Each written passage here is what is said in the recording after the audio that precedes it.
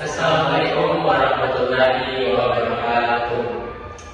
Okay, so today we're gonna discuss about what is culture.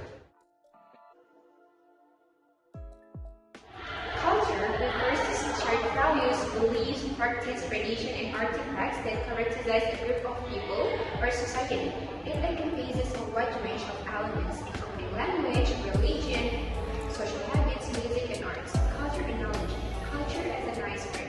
Culture is very similar to an iceberg. It has some aspects that are visible and many others that can only be suspected, guesses, or learn as you grow to understand cultures. Like an iceberg, the visible part of culture is only a small part of a much larger whole. Culture as a mosaic. Culture can be seen as a mosaic made of many different tiles, each representing a unique tradition, belief, or practice. Culture as an onion.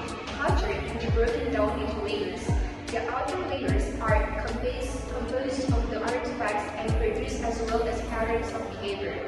The next layer encompasses the beliefs, norms, and identities of that culture. Fourth is culture as a lens. Culture acts as a lens through which people view the world. Just as different lenses can change how you see things, different cultures provide varying perspectives and interpretations of life and experiences. So next, culture values.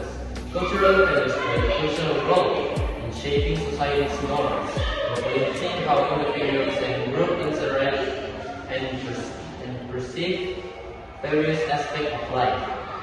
So here's some key examples of cultural values. First, individualism versus collectivism. Individualism emphasizes personal freedom, autonomy, and self-expression. For that, collectivism focus on the group's needs and goals over individual desire, say, residence over individual aspiration. Next, power distance. Cultures with high power distance accept hierarchical differences in power and authority. Cultures with low power distance strive for equality and challenge authority. And the last, uncertain avoidance. High uncertain avoidance cultures prefer clear rules and stability, often avoiding ambiguity and risk. Low uncertain avoidance cultures are more comfortable with ambiguity and risk-taking. Okay, next is Big C and Little C culture. Big C and Little C culture are very often used in the field of intercultural communication and language education to distinguish between different aspects of culture. This concept can be explored through case method to help understand culture dynamics in various contexts. Big C definition. Big C culture refers to the more visible and formal aspect of culture, such as literature, art, architecture, history, politics, and significant historical events. For example, Shakespeare's plays, the Eiffel Tower, classical music, historical figures like Nelson Mandela, or national holidays.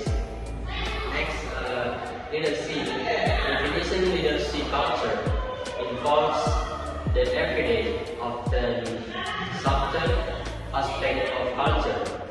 This includes custom, social norm, communication style, body language, humor, and daily routine.